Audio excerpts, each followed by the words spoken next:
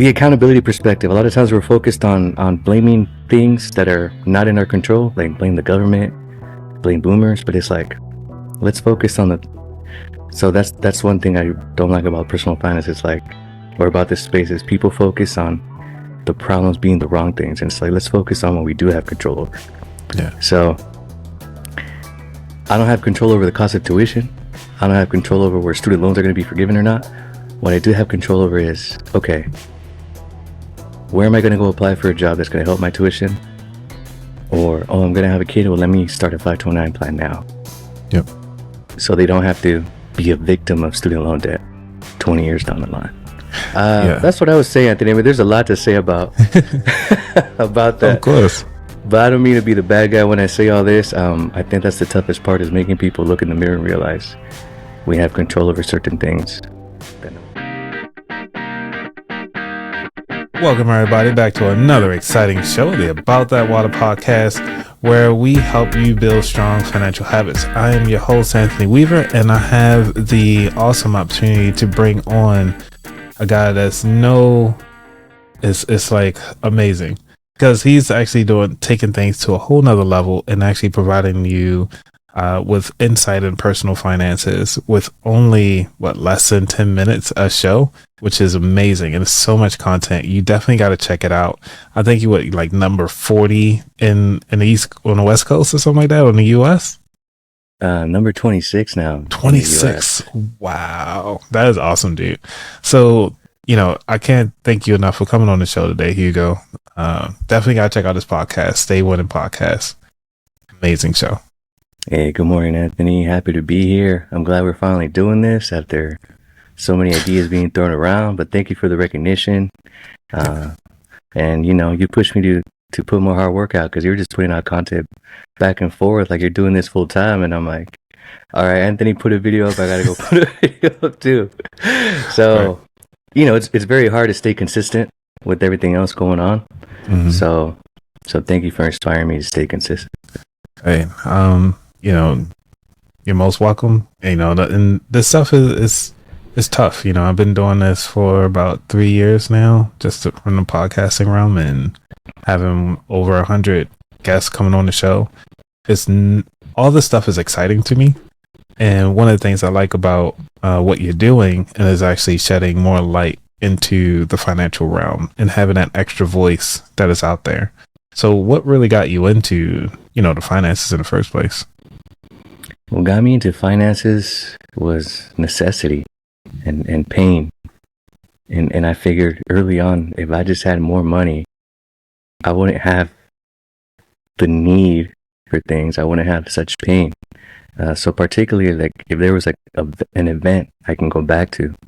My dog got sick when I was 15 years old. I come from a single parent family home, so my dog was my best friend. I had him since second grade, so we're like 10, 11 years in the friendship. He got sick, and my paycheck back then was probably $280, something like that. And it was $700 just to start treatment. And he wasn't guaranteed to make it. Yeah. So the second best option, or my only other option at that point, was to put him to sleep for like about 180. So it was like about 80% of my paycheck. So I had to say goodbye, and that was very painful. And that was literally a moment I'm like, okay, I've been working for a month now. I know what it's like to get a paycheck, and there has to be more to this. Like, I can't work hard and see that paycheck at the end, not be able to work for me or do things or give me more control over things. And I think if there was a particular moment, that would be a huge moment, I think, that got me into a personal finance direction, as far as learning more about it, as far as how can I get more money to not be in this position again and not feel this way again. Yeah. Man, that's tough. I mean, to look at the cost value of, like, life or death at that point, that's early on. Yeah, for sure. So, in the personal finance space, we always hear about, we all don't have enough. What are your thoughts on that? We all don't have enough. Man, that comes from a place of consumerism mostly. Even I have a number where it's not a number, but it's more like of a lifestyle. So if you start thinking of enough as like a way of life versus a number, then you can get to what enough is. So, for example, if I have enough cash flow from rental properties to cover all my bills and my play money, that's enough. I don't think you could argue that it's not enough. Right. You're in the green. Right? So if my rental property cash flows and pays my primary property, and the other rental property pays my Lambo, and the other rental property pays my vacation, like that's enough. You know, that one rental property pays the food, the other rental property pays my kids' tuition. You know, metaphorically, ideally, right? That would be enough, but that's a lifestyle, right? There's no particular number. So when people focus on the number, it's very easy to hear it's not enough. And it's true, right? Yeah. Because you're in DC, you said? Yeah, I'm like right outside DC. Yeah, so that's an expensive area. I think Virginia has like a couple counties alone that are like in the top 10 most expensive. Yep. You know, make the list out here with Orange County. So that number is going to vary across the country compared like if you're in Arkansas or even West Virginia, right? So if people focus more on enough being a way of life than a number, I think we would start hearing more about we do have enough. So what do you don't like about what's going on, like in the financial space? Because I know a lot of people are waking up to it. Yeah. And I feel as though it's becoming almost like deafening to the ears of hearing the same thing far as, you know, you gotta save less. You need save more, or some people just say like savings is stupid. You should just go ahead on and invest it all. You know, why drink this cup of coffee when you could actually invest it? Like, where are the limits? Where the line drawn at? You know what I'm saying? Oh man, we hear that coffee one a lot. I think like every other day I see something about buy the coffee, don't buy the coffee, right? and at the end of the day, personal finance is personal.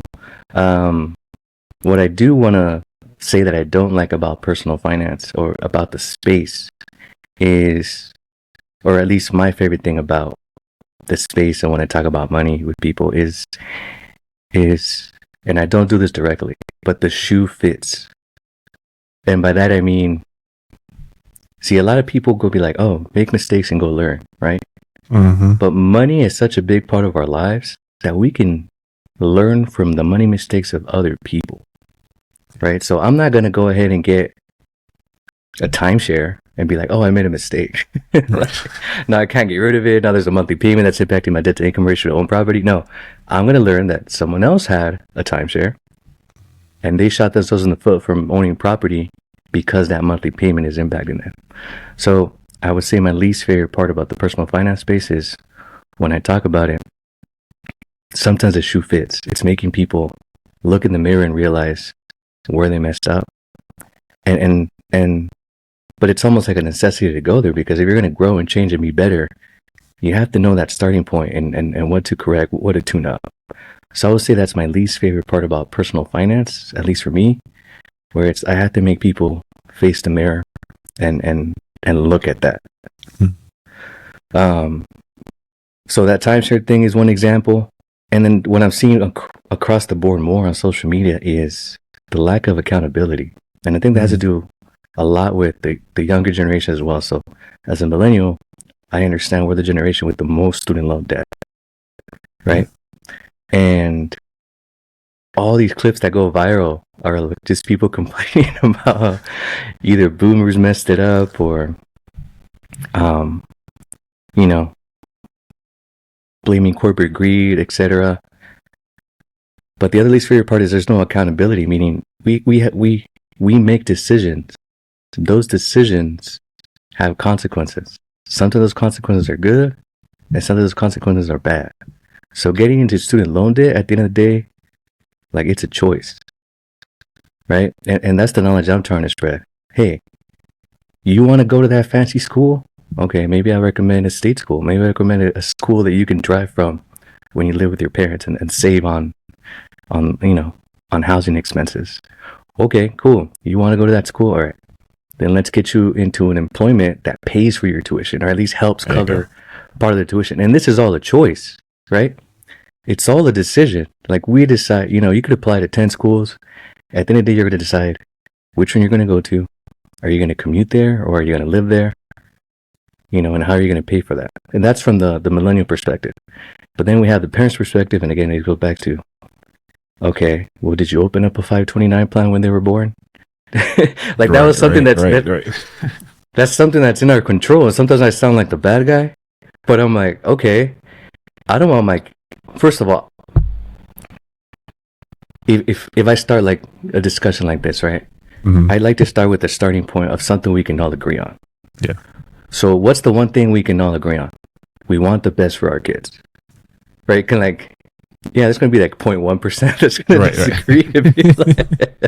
Yeah, shoot for 80. We shoot for 80% on this show.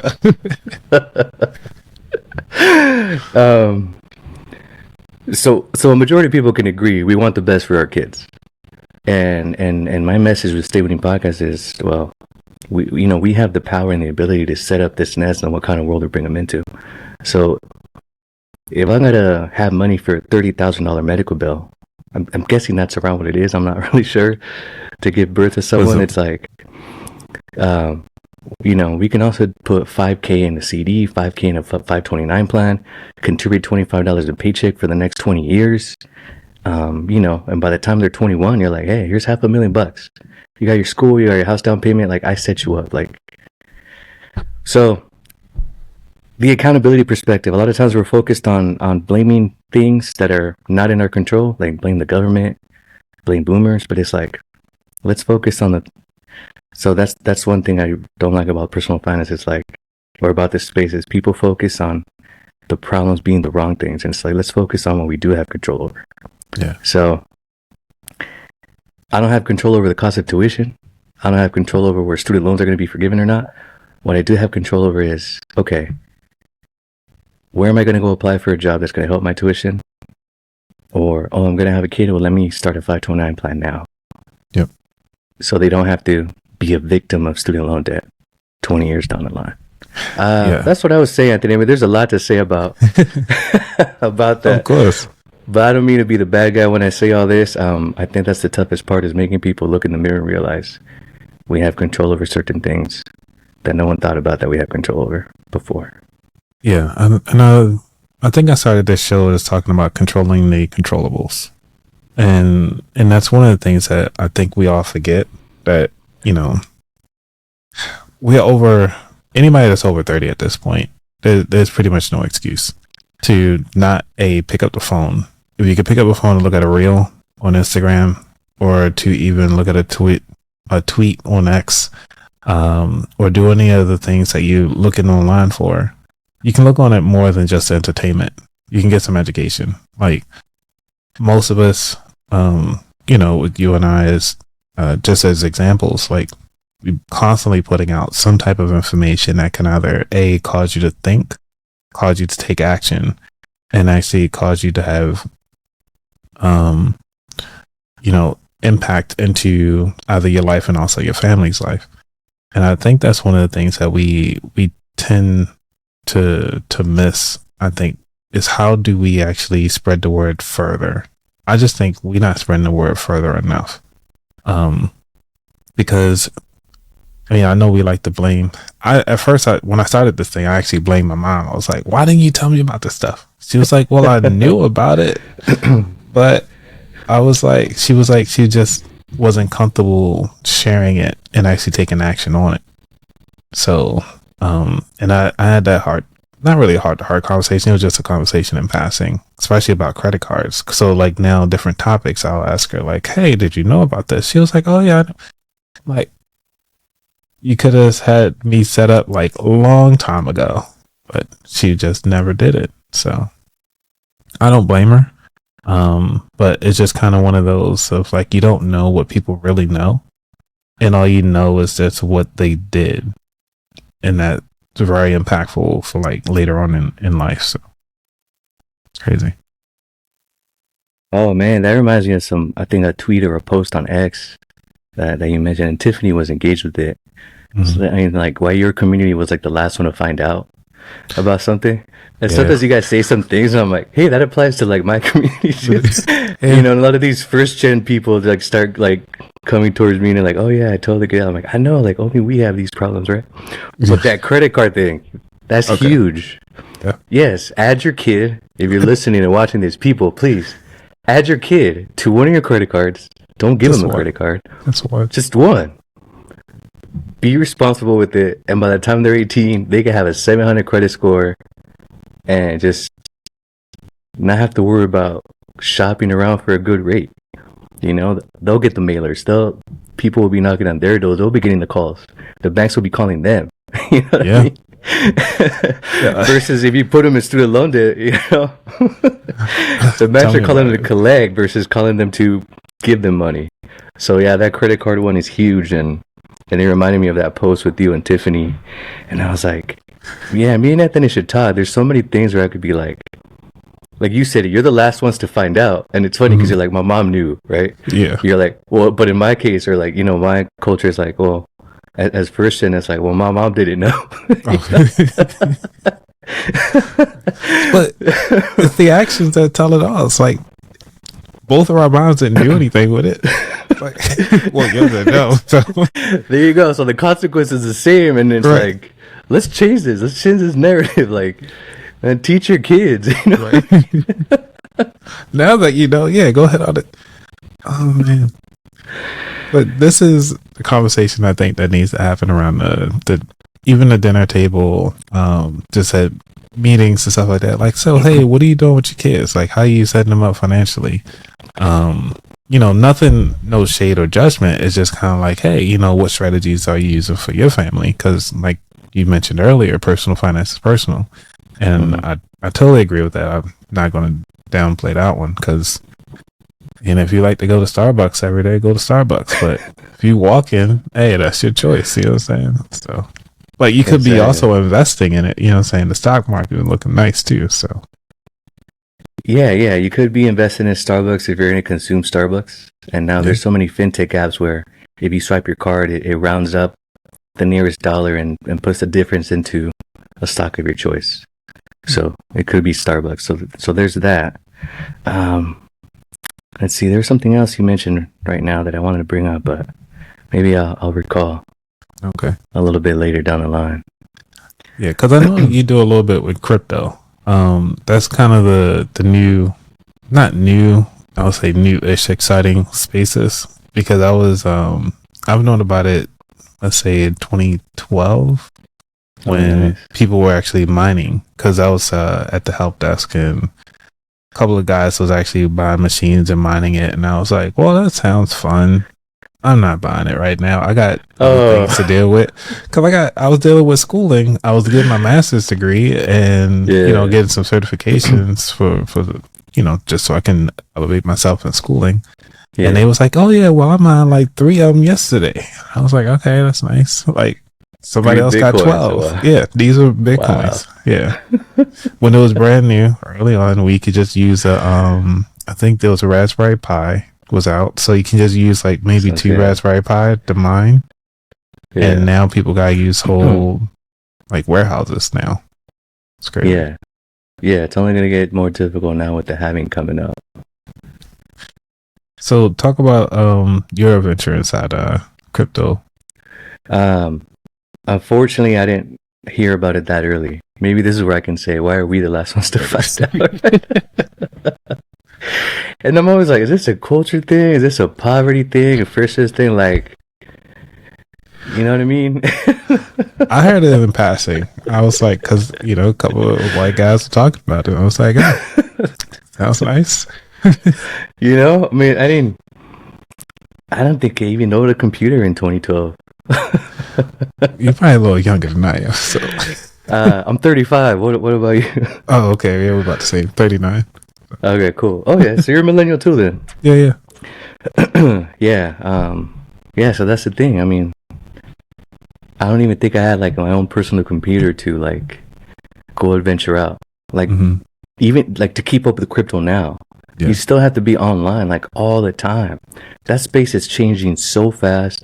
The market is 24 hours, right? So look, if you wake up to do day trading with the stock market, it's only like 4 or 5 hours a day that's open. Right. But crypto, it's 24/7. By the time we're done with this conversation, there's probably a new coin that just got released that we missed the opportunity to jump on. Yep. and chase the pump and pull out before the mainstream finds out about it. So I believe I got into crypto around 2015 or 2016. Okay. And I thought I was already priced out of Bitcoin, and that prevented me from buying it. I was like, oh, it's like, I think it was like $4-6 at that point. I'm like, yeah, it was early. Oh man, $40. I'm like, $40. I can't. It's not gonna do anything. Little did I know, not right.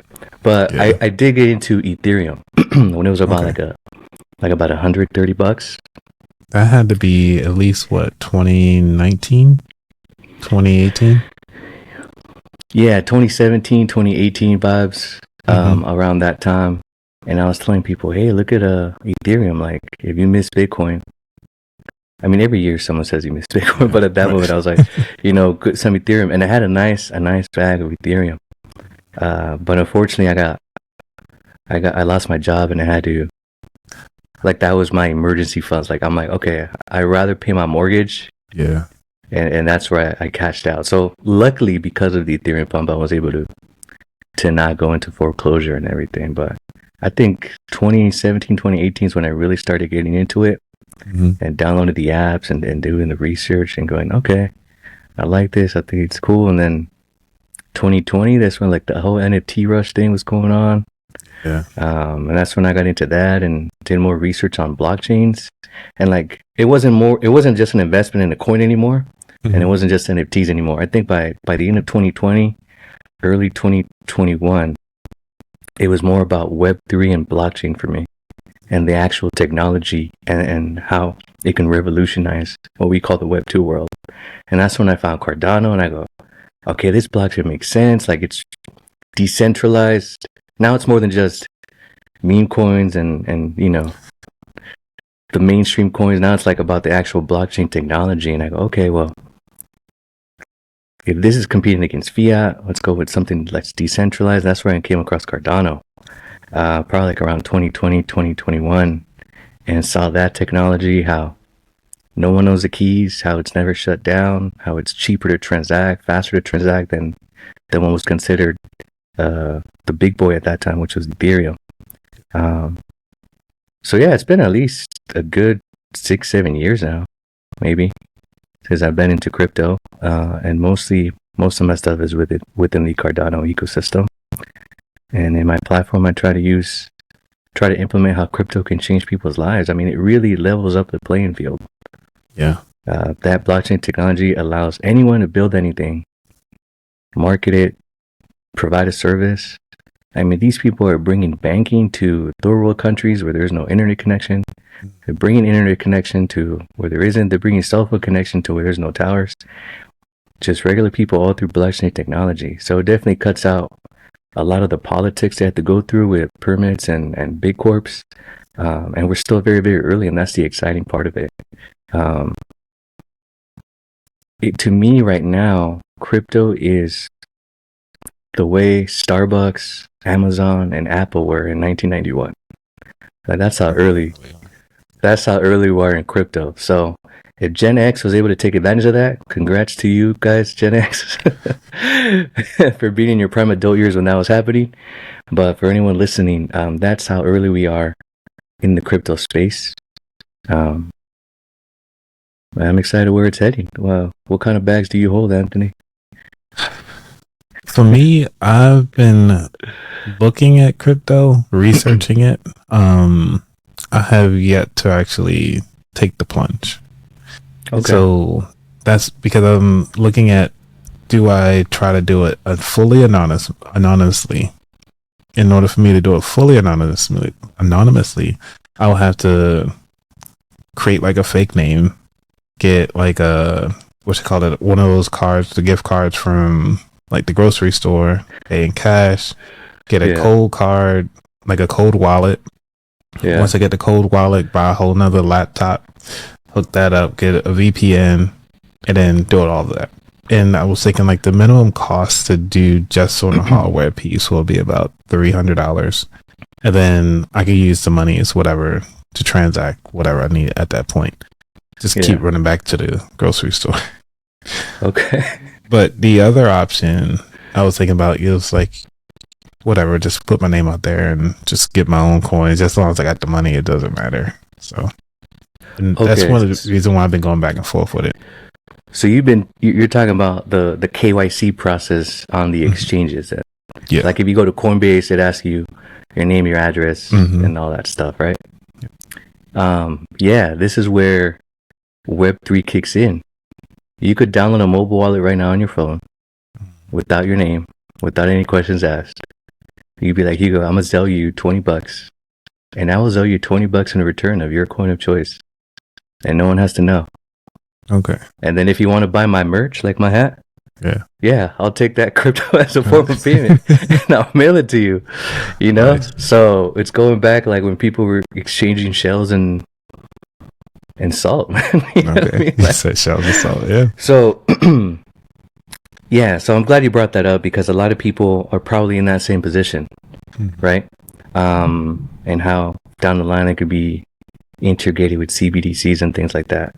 So one thing I do like about crypto is that it could be anonymous. It's just going to the right network. So Cardano is working on a sidechain named Midnight, where it's going to be completely anonymous. And as the world goes more digital and more online, I mean, you're doing everything online now. People are going on dates online now. You know what I mean? Like, people are going to Disneyland. They're going to like online metaverse Disneyland or whatever, right? Wow. So the more we head that way, privacy is definitely going to be a privilege. Yeah. But if you get in right now at the right ones, like Midnight, it can be completely anonymous. So you can still get a crypto bag without going through the exchanges. So I have videos on that, and I'm really happy to help you out. And for anyone else listening that's in this situation, there's ways where you can invest in crypto without having your information out there. And if you want, you can even nickname your wallets, something random. Yeah, that would be something I'll probably want to look into. Just because, just see how it is. Like, if we're going to do cash. Like, I don't need to know that you receive cash, like, but the government wants to know.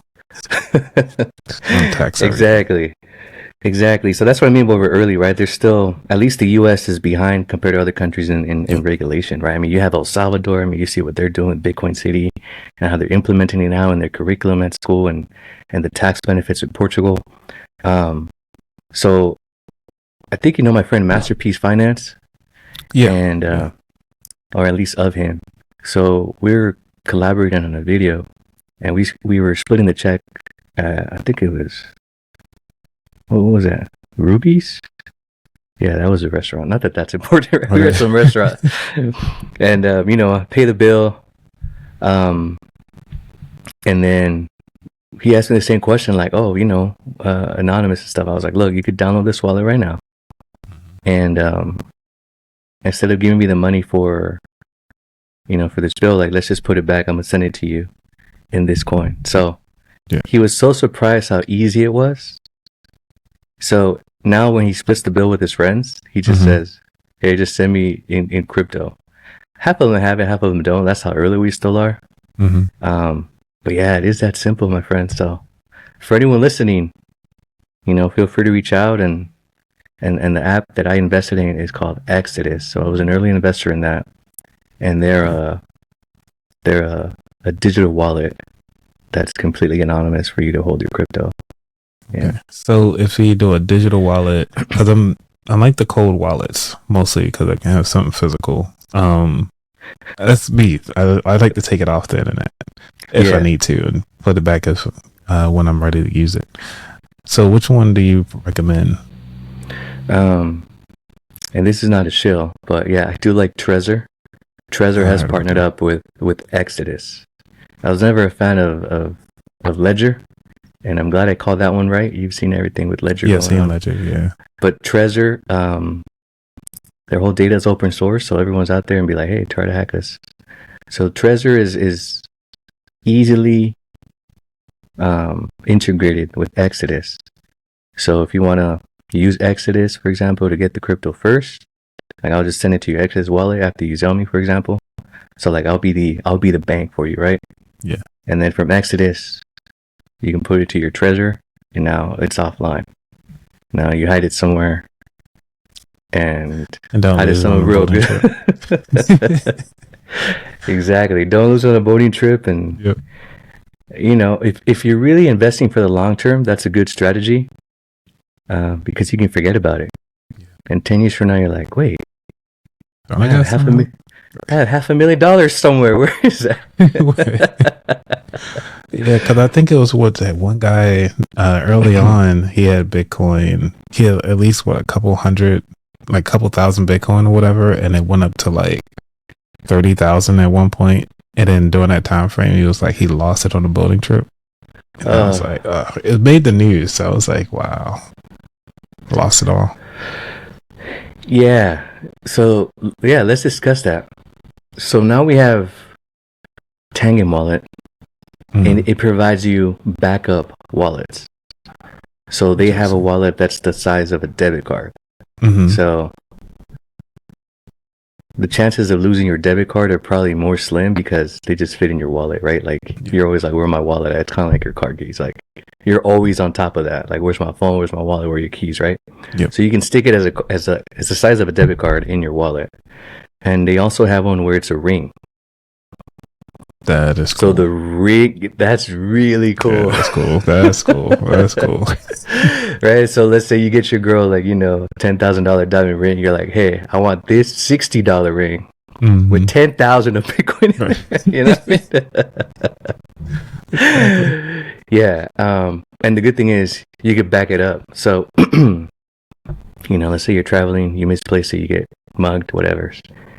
They can take the ring, but you have the seed phrase, the code, the password locked away with all the backup wallets somewhere at home or somewhere in your mom's place, somewhere where you can trust. So they can keep away with the ring and nothing's going to happen. They can't break into it because they don't have that 24-word code. Gotcha. That you can put in that you have somewhere else. And then you have the backup hardware wallet. So that's the good thing about the hardware wallets. They're offline. And there's backup ones versus if I tell you Exodus on your mobile phone, if you lose your seed phrase, then you better fix your phone screen if you're trying to get back in there. Yeah. And I think that's one of the things we get into is more the security realm. And it's not much on the IT side of the house, but I would say it's something that just basic physical security of making sure that you have your, like you said, your wallet keys and phone together. But if you do happen to lose it, how do you actually get it back and how often does it take? Because like say if you lost your ID, I know in the state of Maryland, you can actually take a picture of your driver's license. And if for any reason you get pulled over, the digital driver's license is actually covered, which gets me to think if we can do that, then we more than likely going to start having QR codes that can actually have all of our information directly on it. So if we get pulled over, we just show up our code next to our face, they can scan it. I mean, most of our IDs already have a barcode on the back, so why not just upgrade it to the 2.0, I guess you could say, of barcodes, and just get that second layer of information. Yeah, that's how early we are. So it is heading that direction, state by state, where you can have your ID or passport on the blockchain because it can't get hacked. I mean, people are already selling real estate on the blockchain, and that's someone's biggest life decision at one point. So, right, there's marriage and then there's the home purchase. So yeah, you're thinking in the right direction. That's where everything is heading at. Eventually, elections can be like that. They'll definitely do it with NFTs, though. I could see that because then one for one, that's the person. Yeah, and that happened with the Super Bowl when it was out here in LA. They provided an NFT of the Super Bowl, not the actual tickets, I don't think, but eventually your tickets too, and they'll be helpful because I remember when I was at the Copa America final in New Jersey. Yeah, one of my tickets was stolen. And that was probably the biggest soccer event in modern day history in the U.S. at that time. So if there was like blockchain technology, that would prevent that. that would be like, hey, no, it's proof that it's me. Like, there's only one. Like, you can't change that or hack that the way you could do with other documents now. Yeah. Man. All right. Yeah, we might have to have just a whole nother episode just doing deep dives into into the crypto space. Yeah, for sure. Yeah, but getting back to that just personal finance. We're gonna just kind of slide over to the third segment, which is mostly about you. So, like, what skills or habits that you feel is going to take you to the next level? I don't even know I can put this under a skill or a habit category, but I would say one thing about myself is mental stamina. Mental stamina. The world is going crazy, and I'm not going to be distracted. I could be tired. I mean, even at one point, you thought I was like a full-time content creator. I did. And then there's other people that thought there was three of me, like 3 people working on Stay Winning Podcast. So I would say that it would be the one thing that would, I forgot what the question was, make me successful, maybe get ahead. Oh, like whatever skills or habits to take you to the next level. Yeah, so I would say that mental stamina is what's going to take me to the next level. And for anyone listening, if you're thinking about starting something, go ahead and start it. And what's going to take you to that next level is there's different levels to this. Yeah. But what's going to take you to that next level, it's consistency. Consistency is more rare than loyalty nowadays. And yeah. Your reaction to that was like, you're like, yeah. So, but yeah, personally for me, that if I could say one thing, it would be that. But I do want to add a second thing to and it's because I posted about it on social media. And what's unique to me is I would say my past experiences, my childhood is what's going to take me to, like, all that experience is going to keep taking me to that next level. So for example, a lot of people are afraid to speak in public or communicate, and communication is not really a skill that they teach in school, right? Yeah, that's true. So just one example of how my childhood experiences have shaped me to keep taking me higher and higher and higher. In the early 90s, right, there was no smartphones, and you had to literally stop at the store and get a map or ask for directions. So every time my family and I would go out, this is when my parents were still together, they didn't speak the language, so I had to get out of the car and go ask for directions. Right. Did that suck? Yes, it really, really sucked. But looking back now, that really boosted my confidence. Like, hey, I can spark up a conversation with anyone. I'm not afraid to ask for help. A lot of people just don't even do anything or stay in the same situation because they're afraid to ask for help or afraid to be seen starting from the bottom. Yeah. So that's one example I could think of where that unique experience has given me that ability where, okay, now I'm not afraid to go talk to someone, I'm afraid to approach someone. Now I'm savvy with directions. Like, I don't even need a map or a smartphone to get around Orange County anywhere, you know? So I would say that would be another thing that's going to keep taking me to those next levels. And that's just one little example of it. So it's the childhood experience I had, even the trauma that's included, and the mental stamina that has come from that. What about you? For me, to the next level, it's not just taking things on head on. I'm good at that. I can start anything. I know I need to build a habit of finishing, and I know I'm not a good follow through person. That's why I try to outsource a lot of things. And if you notice, some of my posts will be one post I do all the things that I can possibly think of to do with somebody's video. Then the other ones I'm I post out a couple bit, and then life happens. You know what I'm saying? I just can't do it all. So that's one of the things I feel as though I need to focus on to get me to the next level is just starting and finishing. So some people like the term soup to nuts. I never understood that term. apparently, Me neither. It's the first time I heard it. Oh, really? Yeah. So apparently, it's a it's a cultural thing. I didn't hear about it until like several years ago, so I was like, it's not in my culture. You're supposed to start off. What's the saying again? From soup to nuts. Okay. Yeah, so it's like from beginning to end. So it's like, I guess it's the way the place setting is set up. So when you sit down to eat, the first thing you start off is the soup, and then you have your appetizer, then your main dish, and then you'll have like dessert, and then the nuts is supposed to be like your ending of the meal.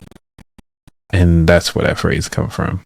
Actually, when I first heard it in a meeting, because I was at a meeting at work, and older white guy kept saying soup to nuts, and I was like, I actually had to pause the meeting. I was like, what do you mean by soup to nuts? Because he was trying to motivate people, right? And I was like, are you holding up some soup to somebody's nuts? And everybody just bust out laughing. I was like, but I'm serious. He was like, well, that is one way to motivate people.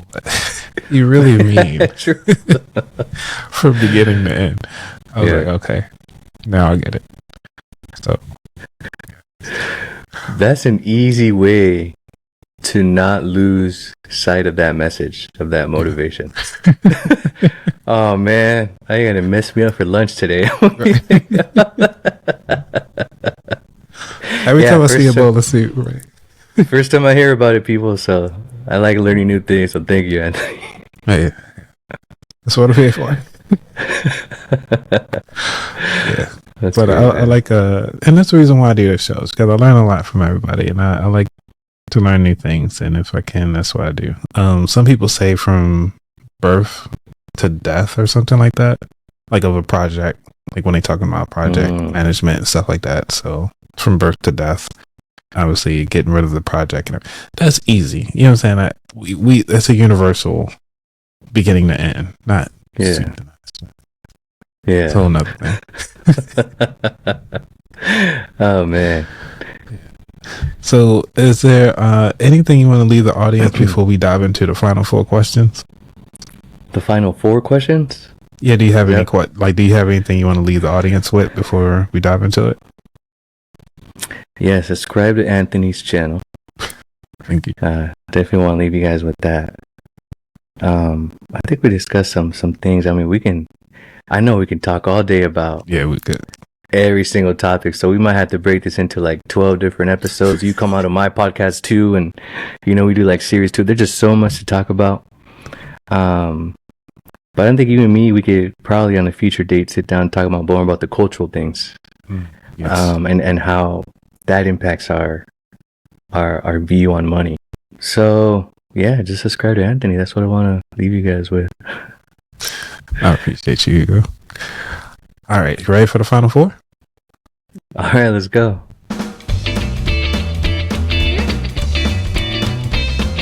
right. Number 1, what does wealth mean to you? What does wealth mean to me? Being able to do what I want, when I want, with whoever I want. Sounds like a musical, like an album. Yeah, that's what wealth means to me. Like, I don't have to pull up my bank account to see if I could proceed with X amount. Like there's times where it's like, oh, do you want to upgrade your steak or something? And I'm like, wait, hold up. Did my mortgage payment come out first, before I upgrade to like the 12? Right. I got enough for potatoes. Like. Exactly. Can I get the loaded potatoes or just the regular potatoes that comes with the steak? Right. Yeah. So silly things like that, like not having to wait for Tuesday specials to get tacos, right? Gotcha. Just control of everything, just options. Wealth is just having so many assets that give you so many resources, that give you so many options, where you control everything around you. That's real wealth for sure. Again, it's not putting a number on it. It's going back to the beginning of the episode, which is more of a lifestyle. But that's what wealth means to me. I'm curious to know how you would define it. For me, wealth, because I look at wealth as an abundance of everything. So Mhm. wealth is more than just finances for me. Wealth is in knowledge, and being able to give that knowledge away. I look at wealth as something that you can give. If you're not able to Ooh. give it away, then you're not wealthy in it. Like if you're full of love, you know people who are lovely, you can just be around that energy. That's wealth and love in that space. You ever see there's philanthropists that are out there that love to give their money away. You don't have to ask them twice. They're like, hey, here you go. No worries. Enjoy yourself. And then walk away. You don't need to know their name or nothing. They just, it's all right. And when it comes to like knowledge, like for me, I learned so much from everybody else that I like to give that out. And that's one of the things that I'm wealth in knowledge and wealth in connections and wealth in meeting new people. That's what I feel is wealth to me. Oh, that's awesome. I'm glad you said that. That way the audience can get a perspective more about the money side and more about the things that money cannot buy. So thank you for sharing that. That was beautiful. Number 2, what was your worst money mistake? My worst money mistake. Oh man, this one sucks. So I live in Orange County, California, and a lot of times it's always in the top 10 most expensive counties in the nation. Whatever year you pick, it's most likely going to, you could pick 95, you could pick 2005. Like, most likely it's always going to be in the top 10 most expensive counties in the nation. So when I bought my first property at 24, statistically, I was literally in the 1%. And I would say that I stopped for a moment. I paused. I didn't keep building on that. So I could have refinanced earlier and bought more property at that time. So I would say one of those mistakes was I waited too long to refinance. And then when I did, I used the money just to like party it out.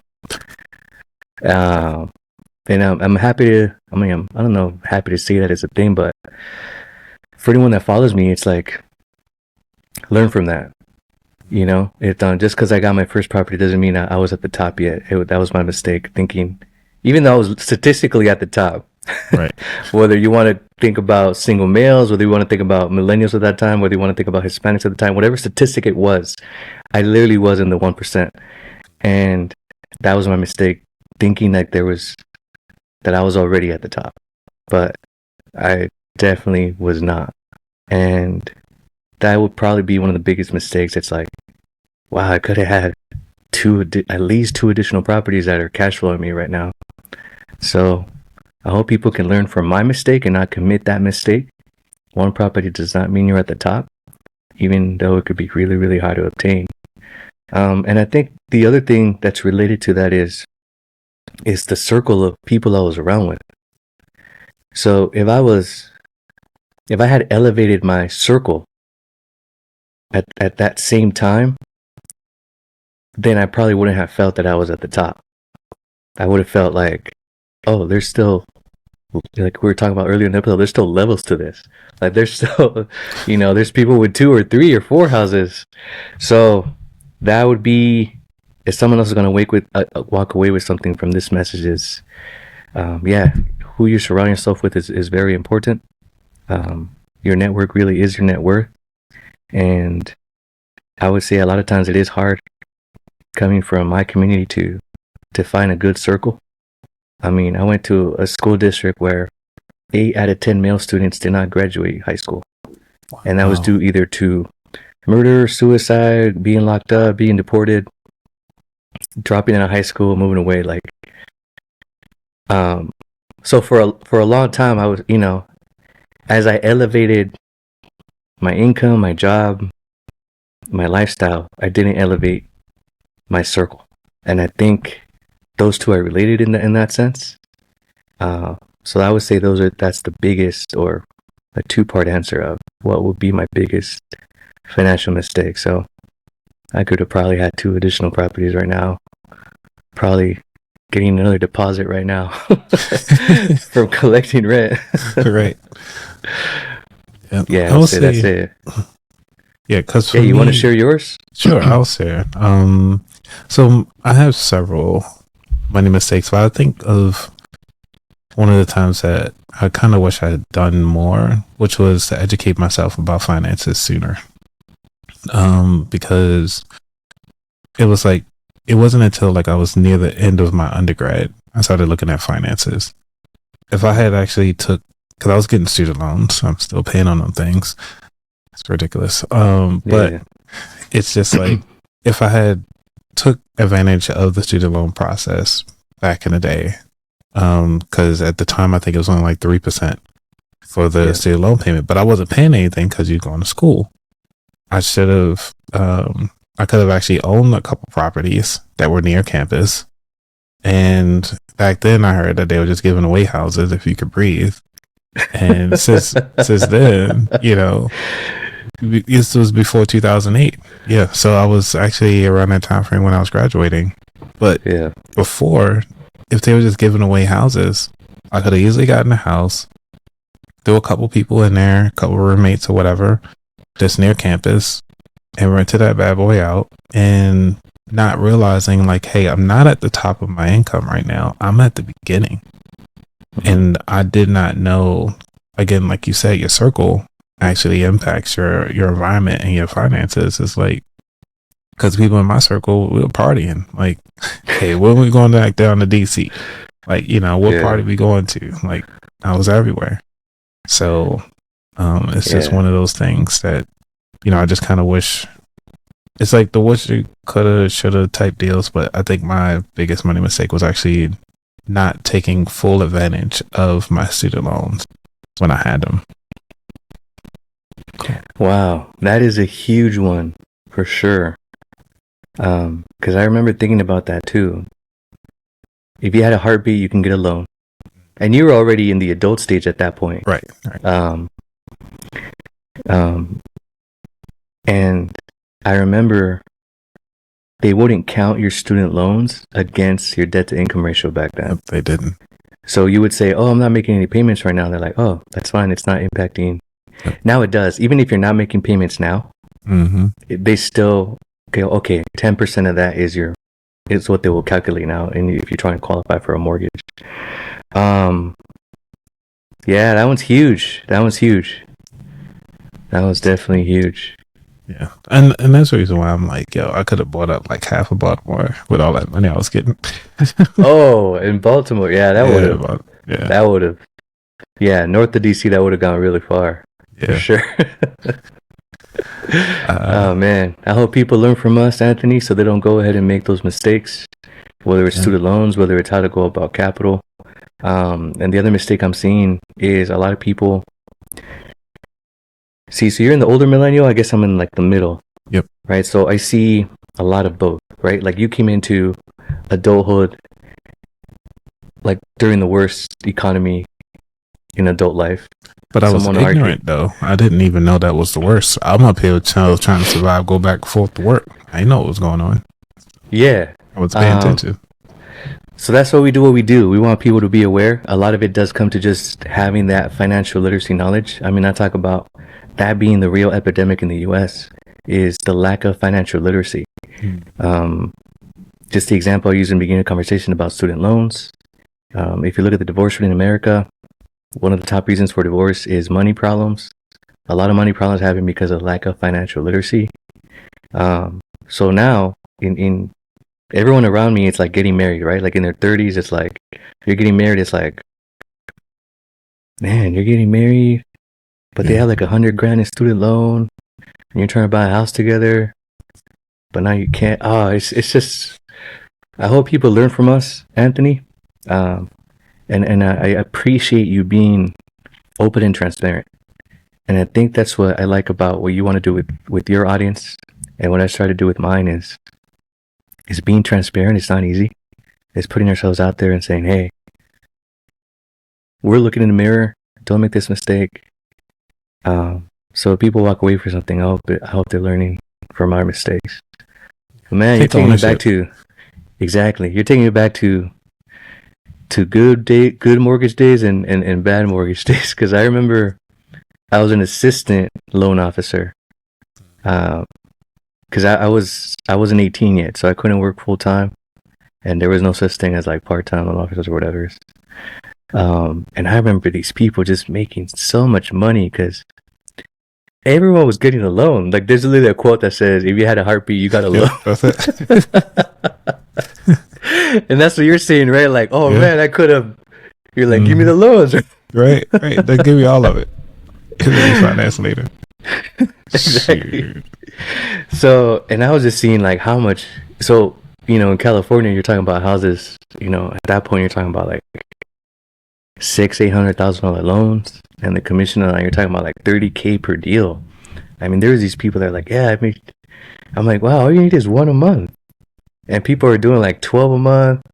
And then by the time I turned 18, that subprime market didn't even exist anymore, and I was like, where my money at? I was waiting to turn 18 so I could do this for a living. So there was two ends to it. Yeah, it was like people were the ones that were giving loan were making good money, and then everyone was getting a loan. So that's another thing. Yeah, that I can see a lot of people be like, you could be on the good end of it or the bad end of it. So I hope people learn from our mistakes, Anthony. Definitely. That's the reason why I keep this question in the final four, because we all make mistakes. It's just how do we overcome them? Because obviously we overcame them because we're here today. So it's all right. It's not the end of the world. No, our world did not end. We're still building. We're still trying to get our papers. So keep pushing forward. All right. Number 3. What is your favorite financial or non-financial book? Wow, that was a tough one. Just to be honest and transparent, I don't have one. Not one book? I don't have one. Okay. I think the last book I actually read, Anthony, from beginning to end, was Where the Red Fern Grows in 7th grade. Because it was a school assignment. Because it was a school assignment, and that goes back to the whole student loan thing. Like most of my college classes, I went without a textbook. Wow. Because I was like, I'm not gonna go spend money on that. I'd rather go spend money on this or invest money on this. The only time I got a textbook in college was when a pretty girl was like, "Hey, you want to study together?" And I was like, "Sure, sure." How much is book? And that's when I go to the and that's when I would go get the book sometimes. But I'm glad you bring this up, because in other shows and podcasts I've been on, they've asked me like, what books do I recommend? What book changed my life? And a part of me sometimes felt guilty not being able to direct my audience to something that influenced me positively. And a lot of times I share knowledge, what you called wealth, and I agree with that. And people question me, "Oh, have you read this book?" Because the theme comes from certain books. I'm hitting themes from books that I didn't even know because I haven't read them. So I feel bad that I can't direct my audience to a book that changed me, or a book that I recommend, hey, check this one out, because I don't have one. I do read a lot of articles though, but not books from A through Z. So this is me being transparent with everyone. So sometimes I wish I had a book to recommend, but I'm also cool with saying I don't have a book to recommend. That's cool. Because I've been reading a lot of audiobooks, and some of these physical books that I have here, I already read them on Audible version of it. And the library card, I mean, if you don't want to have physical books and take up inventory in your space, just go down and use your library card. If you don't have a library card, they're free. Just go to the library, get a card, and download the app Libby, Libby. And once you register your library card to it, you have access to audiobooks, Kindle books. You can actually go back to the actual library and actually get books on tape if you want it, on DVD. So the resources are there, and it's actually hooked up to your Kindle. So if you have a Kindle, either the digital version on your laptop or on your phone, you can actually download it directly from the library. And they quick to snatch it up too, so there's no late fee. They'll actually borrow it again.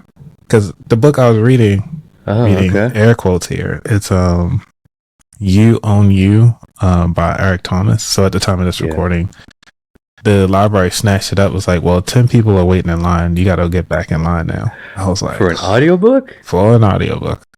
Because like I said, it's because the cool thing I like about the app though that the libraries have, it's like you don't have to, like, you know, Amazon, like, some people have Amazon and you can just get all, I think it's like free one audiobook with it or something like that per month. But it's like, well, why pay when you're already paying the taxes? Take advantage of the resources that your taxes pay for, like the library. Yeah, I think that's really cool. I didn't know it was that in debt and that resourceful. But I'm glad you brought up that last point. We do pay taxes on it. Yeah. So if you're listening, anyone, at least get a library card in your local library, because they count that but when it comes to budgeting, whether it's city budgeting, county budgeting, or state budgeting. And if they see that people are using those resources, they can allocate more money to that. So if you want to pay it forward somehow, Anthony's going really in debt, but you could at least get a library card. That way the budget is just, if you're already paying taxes, you at least be like, okay, I at least kind of know where my money's going. And I'm glad. And plus, if there's books that aren't in your library district, you can actually go to a neighboring county and actually get a book. I mean, get a library card, temporary library card for like, I think like a month or something like that. Get your audiobook or your Kindle book or whatever, read the book, and then send it back to them digitally. And then that's it. Like, you don't even have to leave your house to do all of this. Wow. See, then we could take it back to the blockchain and how you can buy books on blockchain now and then pay them forward. But what was the book called again? The one you were mentioning? Oh, You Own You by Eric Thomas. And tell me a little bit about that. Some highlights so far. So because I only got it to like chapter 6 before they stretched it back for me. That's more than me, man. Right. Well, yeah, that's true. The beauty I like about that book is that you know, he talks about his story doesn't change, and this is one of the reasons how I do my research is that I try to research people. Like when I say I was trying to research you, I try to look at other things you already talked about and try to come up with questions that people haven't asked you yet. But with Eric Thomas' message is that, you know, he just talks about his childhood, how he thought he was a big man or whatever. At the age of 12, he found out that his father isn't really his father. It was that somebody had stepped in as a stepfather to kind of help take care of his mom and everything like that.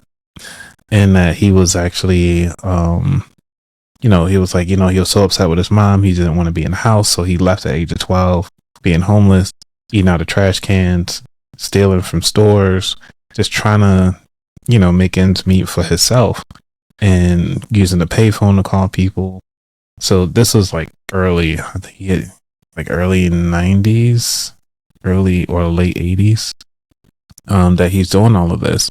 And so he's just getting jobs here and there, back and forth. And then until he finally found his calling in the church, and then just kind of using the church community really helped him out. This goes back to what you were saying earlier, is that the people you surround yourself with. He was saying that the people he was hanging around with were like, oh, they really liked his attire from the clothes that he was stealing. And then he would actually sell them some of the stuff that he was stealing just to kind of make a profit. But they didn't know that he was actually homeless because he was just like working at other places that were close to 24 hours. You know what I'm saying? So yeah, it's one of those heartfelt stories, but also it's kind of motivating you to say, you know what? You can't blame society. Like, he kept trying to blame his mom. He wanted to blame his father for not being there, not wanting him. He just thanks his mom for actually not giving an abortion to keep him. And that he really that's the reason why his last name is Thomas, even though he wasn't born Thomas, is that he kept the name because he was like, his stepfather stepped up and he's proud that he stepped up. So that's the reason why he's keeping the name. And so now he went on and he said he took him like 12 years to get his undergrad. And then he got his master's and PhD. So now he's Dr. Eric Thomas. So it's just one of those, and I'm only in chapter 6. So when I get the book back, finish up the story. But it's very motivating to see his timeline and how he got into public speaking, like what he was doing in that process. Because I'm actually in the process of trying to get into the public speaking realm. So that's the reason why I picked up this book. So, yeah. Nice. Yeah, thanks for sharing that. That's a great story of perseverance right there. Yeah. Yeah, hopefully I can somewhere down the line do some public speaking as well. Yeah. I think you have unique stories to share. I have unique stories to share people can learn from, just like that book. So that's really cool, man. Now you got me thinking more about books. Yeah. Well, I think it was a saying that if you want to hide all the secrets of the world, put them in a book. Because not too many people read it. Yeah. Wow. So much. I haven't heard that, man. You're teaching me so much today. I was gonna be soup to nuts, and then this. Oh man, yeah, I'm gonna have to bring you on to Stay Winning podcast as well. Yeah, let's make it happen. All right, the number 4. What is your favorite dish to make? My favorite dish to make. Oh man, Korean barbecue tacos. Korean barbecue. That's my favorite. Korean barbecue. like pork, and then you got. Yeah, so you can have I don't even know, short rib is probably the best meat to do them with. You want to put the tortilla in rice vinegar when you're heating it up. That changes the taste of the tortilla. I usually use sour cream and sriracha. Spread on the tortilla before I put the meat on there, and then you could put kimchi on top of the short rib. Let's see, and I personally put a little bit of fish cakes on there as well. Fish cakes, interesting. Yeah, just to give it a little bit of different texture. Mm-hmm. Yeah, let's say that's my favorite dish to make. Sounds good. It's nice and simple. Yeah, I'm a huge foodie. So somewhere down the line, again, the definition of wealth, I would be like, hey, I feel like just going to culinary school today just because I like food. There you go. So if that's in the plans for me later on, that'll be cool. There's one thing I did now that I just remembered. When you were talking about social media and being 30 and just picking up your phone, mm-hmm. And you and me are just putting out content there as much as we can. How was I going with this? It happens to the best of us. I had a point. Yeah, so I wanted to bring that back up because all you need now to make money is your phone. And the one thing I found out in my YouTube journey, and I actually wanted to ask you this, is I found out that people would rather be, this is where I was going, I remember now. They'd rather be entertained than educated. And for example, we take YouTube and the monetization requirements. Mm-hmm. It's a very steep mountain to climb. Very, very steep. Yeah. And just for the whole mental stamina came in and consistency, because I'm like, if I just went to Disneyland and made like a video about food and the park at Disneyland, I probably would have been monetized already. Yeah, I mean? Like, easy. It's a brand that everyone knows. It's a place everyone wants to go. Who doesn't want to look at, Mickey Mouse ear cookies or whatever? But yeah, that's the point I wanted to bring up. That was earlier that I just remembered. It was when you said if you're at least 30 and you have a phone.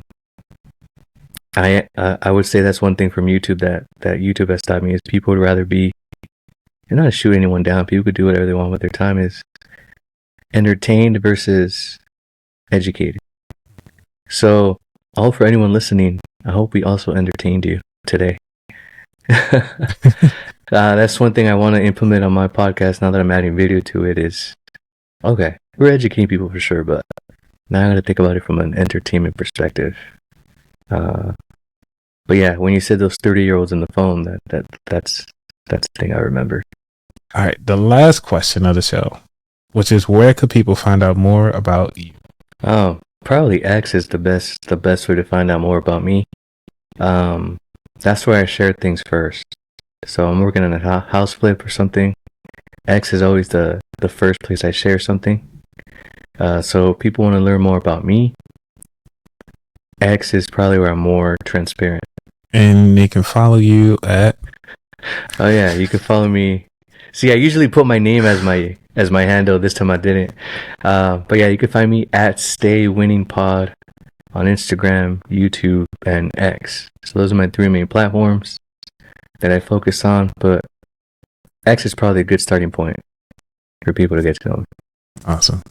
All right, and because we are keep in mind for some of the people that listen on the audio, we want to make sure that you get your followers there too. Thank you. All right, everybody. So thank you so much for staying with us throughout this whole journey. We've talked a lot about personal finance, personal growth, things and resources that could help you go to that next level, whether it's in crypto, whether it's in personal, looking at your environment, looking at the people you hang around with. This information is invaluable, and it's actually definitely repeatable amongst all the books that you listen to. If you read a lot of self-help books and you listen to this show, you know this is not new information, but this is actually relayed to you in a different way that it can actually resonate with you and your community. So hopefully you got something out of this that will take you to that next level. And thank you again, Hugo, for coming by. Anthony, thanks for having me. It's been a pleasure. Proud of you. Keep up the good work. Thanks, sir. All right, everybody. I'm out.